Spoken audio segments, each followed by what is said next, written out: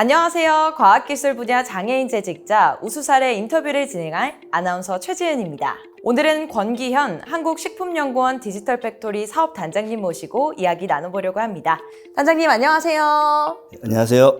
네, 먼저 간단한 소개 좀 부탁드립니다. 저는 지금 한국식품연구원에서 디지털 팩토리 사업단의 단장을 맡고 있는 권기현이고요. 대한장애인 사이클 회장과 선수 생활을 역임하였습니다.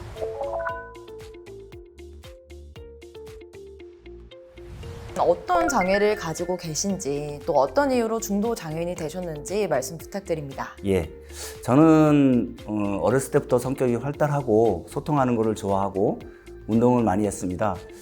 그런 성격으로 이제 태권도 선수 생활도 했고요. 1985년도에 제가 군대를 입대하게 됐는데 그 당시에 제대 전에 조금씩 제 신체 이상을 느끼면서 스스로 이제 했던 발차기나 여러 동작들이 힘들어지고 특히 이제 생리 쪽에서 많은 부담을 느끼고 어려움이 있었습니다. 그런 걸 느끼면서 이게 뭔가 잘못되고 있구나라고 생각했는데 그 당시에 제가 이제 태권도 파견을 나가서 다른 부대원한테 이제 구타당했던 것이 이상이 있겠구나라는 생각을 가졌습니다. 그렇게 돼서 이게 점점 신체적으로 문제가 발생되는 것 같아서 나중에 이제 제대 후에 병원에 가서 이제 점검 결과 실질적으로 이제 척수 근종양이라는 병을 얻게 됐습니다. 그 이후에 실질적으로 병원에 가서 수술을 했는데 걸어 들어갔지만 수술 이상과 수술에 대한 후유증으로 다시 일어날 수 없는 그런 척수 장애인이 됐습니다. 네, 그렇다면 처음에는 장애인이 됐다는 사실을 받아들이기가 버거우셨을 것 같아요. 어떤 마음으로 극복하게 되셨나요? 1987년부터 이제 사회생활을 하기 시작했는데 중도 장애인이 1993년도에 됐습니다. 이때는 제가 한참 사회생활을 많이 할 텐데 그때는 장애인이라는 자체를 말도 장애인이 아닌 일반인들이나 평상시에 대하는 것들이 병신이라는 말들을 많이 썼습니다. 그래서 이제 그런 것들을 듣고 또 저희 연구원 같은 경우에는 실제로 많은 외국에서 공부한 친구들도 있고 많이 있지만 그래도 장애라는 핸디캡이 굉장히 주변에 어울리기 어려웠고 제 스스로가 이제 어울려서 가기 위한 도전이 굉장히 힘들었습니다. 그래서 그런 것들을 실제로 제가 주변 사람들하고 같이 극복하기 위해서 많은 노력을 했고요. 주변에서 먼저 다른 의식을 안 갖고 비장애인과 장애인으로 똑같은 일원으로 봐줄 때부터 제가 그때부터 이제 저는 여기서 같이 극복하고 이 사회의 일원이 될 수 있겠구나라는 생각을 많이 했고 그 뒤로부터는 그 그룹에서 많은 일들과 또는 어울림을 갖고 노력을 했습니다. 네. 주변 분들이 많이 도와주셨던 것 같은데 이번에는 핸드사이클에 대해서 조금 이야기를 해보고 싶어요. 단장님, 어떻게 핸드사이클 시작하게 되셨나요? 저도 이제 뇌경색을 이제 2008년에 갖게 됐습니다. 그래서 이제 병원에 찾아갔더니 병원에서 당신은 이제 운동을 안 하면 더 큰 병을 얻고 중복 장애를 가질 수 있다라고 해서 운동을 권하게 됐는데 한참 이제 인터넷이나 이렇게 찾고 지인들한테 물어보다가 핸드사이클을 이제 접하게 됐죠. 그래서 바로 2011년 경에 잠실이라는 종합운동장에 장애인 단체들이 하고 있는 사이클 샵을 가게 됐어요. 가서 이제 처음에는 이제 구경만 해야 된다고 했는데 제가 실질적으로 저는 직접 타보고 싶습니다라고 타서 한 바퀴가 아니라 직접 그때 바로 이제 한강으로 나가게 돼서 그때 감독인 국가대표인 감독이 선수 생활을 직접 하셔도 되겠다라고 해서 너무 그때 그게 신이 나서 그 다음 주부터 훈련을 하고 제가 다니던 길들은 휠체어 또는 자동차가 가지 못하는 그 길들을 사이클로 다니게 됐어요. 그러다 보니까 굉장히 제 나름대로는 신선한 운동이었고 그리고 제가 높은 곳에 휠체어 말고 핸드사이클 타고 힘들게 격한 숨을 쉬고 올라가다 보면 그 꼭대기에서 다시 내리막이 있어서 내가 기다리고 행복을 느끼고 그 내리막을 내려오면서 시원함을 느끼면서 그런 체험은 처음이었어요. 여기서 더 중요한 거는 뭐냐면 저희 집사람이 철인 3종을 합니다. 철인 3종, 예, 아마추어 선수인데 같이 일단 이런 이 사이클을 타면서 제가 앞에서 끌어주고 집사람이 따라오고 또 집사람 앞에서 끌어주고 제가 따라가고 하면서 같은 가족이지만 운동을 할 수 없었던 함께 할 수 없었던 그런 것들도 해결이 되고 이런 것들이 살아 숨쉬는 어떤 그 장애인의 어떤 체육 행정 아닐까라는 생각에 아주 좋은 생각을 갖고 지금도 연습을 하고 있습니다. 와, 지금 말씀만 들어도 진짜 행복함이 여기까지 느껴지는데요. 진짜 잘 찾으신 것 같네요. 예. 네. 그렇다면 대한장애인 사이클 연맹 회장직도 역임하셨다고 들었습니다. 단체에서 어떤 활동을 하시고 또 어떤 계기로 회장직까지 맡게 되셨는지 궁금합니다. 처음에 이 회장직은 실질적으로 대한장애인 체육회가 이제 공공기관이고 그 안에 이제 32개의 이제 체육 단체가 있습니다. 그 이제 정가망단체하고 비가망단체들이 있는데 여기에 보면 이제 정부에서 지원 사업이나 이런 것들을 이제 예산이나 활동 보조비를 주게 돼 있는데 그런 것들이 제가 선수 생활을 해보다 보니까 장애인 선수들이나 장애인 행정, 체육 행정에 돌아가야 할 것들이 너무 부족한 거예요. 그리고 그렇지 않은 것들이 너무 많은 거예요. 그래서 그거를 제가 그럼 한번 고쳐보겠다고 시작을 했지만 제 목표는 올림픽이 꿈이었어요. 올림픽이 꿈이었는데 그런 걸 다 포기해야지만이 이걸 할 수 있거든요. 그전에는 회장하고 선수를 같이 할 수 있게 돼 있는데 그것도 하나의 혜택이라고 판단돼서 제가 들어가서 회장, 부회장 무조건 선수를 하면 안 된다. 선수와 이런 임원직은 갈라놔야 된다 해서 그런 행정을 펼쳤고 또 지원금이 선수들한테 직접 갈 수 있도록 통장은 선수들이 통장을 개선해서 선수들 통장에 직접 넣어주고 장비는 국가대표급 장비들은 선수들한테 직접 그 보급을 하기 위해서 우리가 재원을 마련해서 실질적으로 그런 지원 사업을 했고요. 특히 이제 선수들이 다양한 장애인 선수들이 있고 다양한 장애인들이 있다 보니 그걸 얘기하고 또 혜택을 또 보고 해결할 수 있는 그런 지원 제도가 없습니다. 그래서 제가 법제상벌위원회에 들어가서 이런 제도를 다 바꿨습니다. 와, 정말 대단하시네요. 본인의 꿈을 포기하면서까지 예. 나머지 이제 장애인분들의 활동을 위해서 힘써 주신 거군요. 네네. 그렇다면 박사학위에 대해서도 이야기 나눠보고 싶은데 박사학위를 취득하시게 된 특별한 계기가 있으실 것 같아요. 어떤 계기일까요?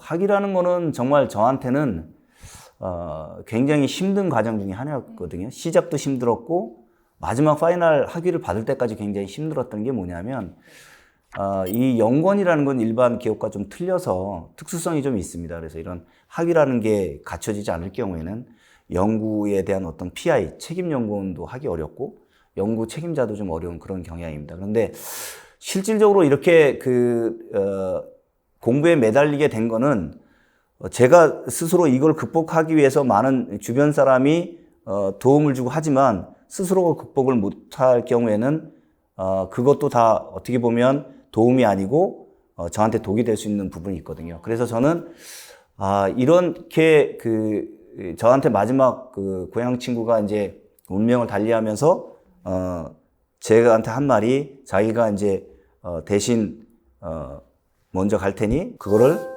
너는 잘 극복하고 세상을 살아갔으면 좋겠다라는 말하고 부모님, 어머님, 아버님들이 아버님하고 가족들이 저 친구가 중도 장애를 가지고 있어도 당신들이 없어도 이 세상을 잘 살아가겠구나라는 거를 드리고 싶었어요. 그래서 이제 박사학위를 하고 싶었고 이런 학위를 가진 박사가 전국을 다니면서 세상을 알리고 연구를 하고 기술을 알리고 이런 것들을 많이 하고 싶었는데 그 중에 하나가 지금 이제 같이 이제 교수를 하고 있는 친구들이 있는데 후배들이 있는데 어느 날 저가 이제 휠체어를 타고 항상 도시락을 먹고 그랬는데 밖에 나가는 세상 밖에 나가는 걸 굉장히 제 스스로가 싫어해서 저를 강제로 이제 휠체어를 이제 앞뒤로 들고 나가는 거예요. 아이고. 그러니까 나가면서 이제 에스컬레이터에 같이 타고 밥을 같이 시켜 먹고 그다음에 제가 이제 노래방 같은 데 2층 같은 데 있으면 같이 휠체어를 4명이 들고 이렇게 올라가게 되면서 자, 그러면 이 친구들하고 같이 할 수 있는 게 뭐가 있을까? 그럼 내가 학위를 받고 연구를 하고 이러면 이 친구들 내가 같이 함께 하면서 나도 극복하지만 이 친구들이 공부하면 내가 또 다른 일을 같이 할 수 있겠구나 하는 생각에 하기를 시작하게 되었습니다. 아, 좋습니다. 그러니까 본인도 극복을 하셨고 주변에서도 많이 도와주셨다 이렇게 말씀해 주셨네요. 네. 업무를 하시면서 가장 성취감을 크게 느끼신 경험이 있으실까요? 실질적으로 이렇게 연구기관에서, 그 전에 이제 쭉 연구를 하다 보면 연구로 끝나는 것도 굉장히 많이 있고, 실질적으로 사회에 혜택을 주고, 이 기술에 대한 이제 공공성을 확보하는 것도 굉장히 많은데요.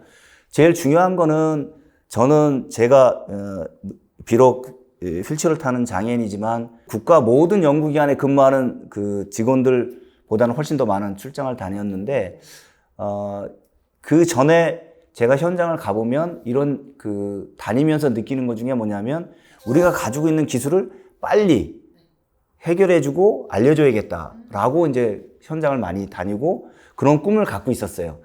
근데 현장에는 가면 아까도 말씀드렸듯이 되게 불편한 게 뭐냐면 휠체어나 이런 것들을 가지고 들어갈 수 있는 곳이 거의 없고요. 더군다나 이제 화장실 같은 경우는 더 없습니다. 그래서 남들보다 출장을 한 2시간 먼저 가야 되고 출장을 가기 전에 그 당시는 이제 고속도로 외에는 장애인 화장실이 없었습니다. 그래서 일부러라도 고속도로를 들려서 장애인 화장실을 들려가지고 꼭 해결해 가야 되고 그렇지 않고 해결 못해서 할 경우에는 어딘가 공공기관을 막 찾아다녔죠. 그래서 찾아다녀서 거기서 해결하고 옷을 갈아입고 다시 출장을 다니고 그러다 보면 가장 힘들 때가 이제 겨울입니다. 겨울 같은 경우에는 이제 그렇게 실수를 하게 되면 그 고속도로 휴게소 가서 이제 찬물로 옷을 다 벗고 이제 씻어야 되는 그런 문제점들이 많이 생겼는데 현장에서 가다 보면 이제 현장에 눈들이 있지 않습니까? 저 친구가 왜 왔지? 저 친구 할 수 있을까? 특히 이제 현장에는 그 생산을 하는 작업반장이나 이런 분들이 굉장히 드세요. 들어가 보면 첫날은 굉장히 제가 듣기만 합니다. 듣는데 이제 좋은 소리, 나쁜 소리 이제 듣는데 처음엔 듣고 그 다음날 제가 이제 그분들이 얘기하는 것 중에 한 2개 내지 3가지 정도를 그 자리에서 해결해 줍니다. 제조를 하든 포장이 뜯어지든 핀홀이 생기든 레토르트를 하든 식품 제조 공정 기계가 잘못됐으면 그 자리에서 기계를 제가 이제 수리해서 고쳐주다 보니까 바로 해결해 주다 보니까 그 다음 날은 저한테 그냥 다 인사를 하고 커피를 타다 주고 뭐 맛있는 거 뭐 싸운 거 주고 이렇게 하다 보니까 거기서 너무 보람을 느낀 거예요. 그러면 나는 산업 현장에 내가 꼭 필요한 사람이 되자. 그래서 기술적인 그 공부를 굉장히 많이 했습니다. 예, 그래서 지금도 현장에 다니면서 그런 일들을 많이 하고 있습니다. 와, 편견을 그냥 실력으로 깨부수셨네요. 네, 그렇습니다. 예. 그렇다면 다니시면서 약간 이렇게 그렇게 도움을 주셨던 사례 중에서 가장 기억에 남는 게 있을까요? 몇 가지가 있는데요. 구체적인 것을 예를 들자면, 지금 우리 국민들이 이제 맛있게 드시고 있는 이제 과일들이 있는데요. 그 과일을 이제 수확해서 선별을 하는 그런 과정들이 있습니다. 그 과정들은 뭐냐면 맛있는 과일을 선별해서 소비자한테 이제 가격대를 맞춰서 보급을 하게 돼 있는데요. 그 중에 이제 복숭아라고 해서 햇살의 복숭아라고 해서 복숭아? 예, 그걸 선별하는 과정이 있는데 여기에 보면 지금도 마찬가지로 국내 한 30%의 이게 인구들이 복숭아에 이제 알러지 털 때문에 먹지를 못합니다. 그래서 그걸 해결하기 위해서 이제 그 농협 분들하고 생산자하고 얘기를 했더니 처음에는 이제 콧방귀도 안 끄고 손으로 잡기만 해도 이게 갈변이 일어나고 상처가 되는데 어떻게 기계를 하느냐 그렇게 얘기를 하더라고요. 그래서 된다. 좀 기다려 봐라. 그래서 이제 그거를 제가 이제 한 6개월간 연구를 해서 개발을 해서 해결해 줬더니 박수도 받고 국내 이제 국민들한테 이제 상장도 받고 그랬었죠. 그러다 보니까 그렇게 하나하나 보람을 느끼게 돼서 제가 여기까지 온 것 같고요. 지금 여기 우리 아나운서께서도 그렇고 여기 계신 분들도 아마 동격블록 장치라고 하는 뜨거운 물만 부어서 국이 만들어지는 아마 그런 것들을 드시고 계실 겁니다. 네, 알고 있습니다. 그게 최초의 이제 추어탕이라는 거를 이제 원주대학교에 계시는 이제 조기석 박사님하고 같이 개발했는데요. 이거는 이제 저희가 개발할 때 전국에 200여 군데 되는 그런 추어탕집을 다니면서 저희가 맛을 보면서 했는데 솔직히 이 개발할 때 전까지는 제가 추어탕을 못 먹었어요. 아, 진짜요? 예. 그런데 이걸 개발하면서 추어탕을 먹게 되고 그 뒤에 여러분들이 지금 드시고 계시는 모든 그 동결블록 장치들이 만들게 되고 그런 제품들이 나오게 됐고요. 특히 지금 햇반이라는 이 모델을 만들 때는 이상희 박사님과 같이 만들게 됐는데 저희는 이제 무균이라는 그 이름을 써서 무균밥을이라는 썼거든요. 근데 이제 이게 CJ로 넘어가서 이제 햇반이라는 이름으로 바뀌어가지고 이 소비가 굉장히 많이 늘어나면서 그 당시에 쌀뜨물로 버려진 이 오염된 물을 회수시키는 이 회복을 30-40% 이상 우리가 확 줄였어요.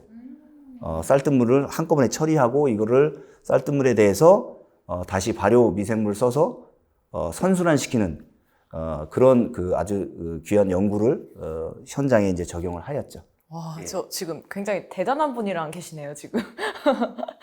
단장님이 걸어오신 이 길을 통해서 다른 사람에게 인사이트를 줄 수 있다면 어떤 이야기를 하고 싶은가요? 예. 제가 많은 것을 이야기 드리고 많은 것을 도움을 드릴 수는 없지만 실질적으로는 모든 주변의 것들이 있어도 결국에는 본인하고의 싸움이거든요. 자기 자신과의 싸움에서 이기지 못하면 그 누구도 대신해 줄 수 없다는 거죠. 또 그거를 대신해줘도 그 주변에 있던 모든 사람들이 다시 지나가게 되면 또 혼자 있게 되고 그렇다 그러면 그것은 내가 극복하기 위한 모든 일들이 나로 하여금 만들어내야 되는 것들이잖아요. 하지만 근데 그거를 포기한다는 것은 결국에는 뭐냐면 나를 포기하는 게 아니라 내 주변을 포기한다는 그런 의미이기 때문입니다. 그래서 제가 항상 우리 후배들이나 또는 제 자신한테 늘 던지는 말은 그 시간 그 장소에 충실하고 또 최선을 다하는 사람이 되자. 그렇게 늘 다짐도 하고 이야기를 합니다. 여러 가지 이 노력들은 저도 많이 하고 그 노력에 의해서 결과가 생기면 또 자신감도 생기고 또 그 자신감이 생김으로써 또 두려움을 극복할 수 있는 거죠. 하지만 그 극복을 하기 위한 노력은 본인밖에 할 수 없다는 거. 그리고 그 극복이 되면 이 장애라는 거는 어느 누구 앞에 또 어떠한 어려운 일 앞에서도 헤쳐나갈 수 있는 그런 힘의 원동력이 된다라고 저는 생각을 하고 있습니다. 제가 지금까지 살아오면서 그 많은 일들 중에 이 극복할 수 있는 일들 중에 하나의 좀 팁을 드리면 저보다 더 장애가 심하고 어려운 환경 속에 있는 친구들과 어울리고 만나고 지원해주고 그 친구들을 통해서 나는 이 친구보다 훨씬 이 사회를 살아가기 좋은 신체적인 조건을 갖고 있고 이걸 해결할 수 있는 그런 역량이 있는 사람이구나라고 이제 판단하는 게 제일 좋은 것 같고요. 저도 이렇게 말씀은 드리고 좋은 얘기를 이렇게 이야기를 하지만 저도 계속 살아오면서 많은 실패와 고난과 역경이 있었죠. 하지만 오늘 이런 좋은 자리에 좋은 기회가 됐던 것은 제가 신체적인 뿐만 아니라 정신적으로 또 심리적으로 제 스스로가 이걸 극복하면서 다른 사람들에게 도움의 돌이 되고 또 제 자신이 노력하면서 그 역할을 할 수 있는 이 사회에 역할을 할 수 있는 하나의 모티브가 된다는 자신감을 갖고 있기 때문에 그런 인터뷰가 되는 것 같습니다. 오늘 좋은 말씀 많이 해주셨습니다. 함께한 시간 동안 저도 힐링이 됐는데요. 단장님의 말씀이 많은 분들에게 인생을 살아가는 데 있어서 도움이 될 것 같습니다. 지금까지 권기현 단장님과 함께했습니다. 단장님 고맙습니다.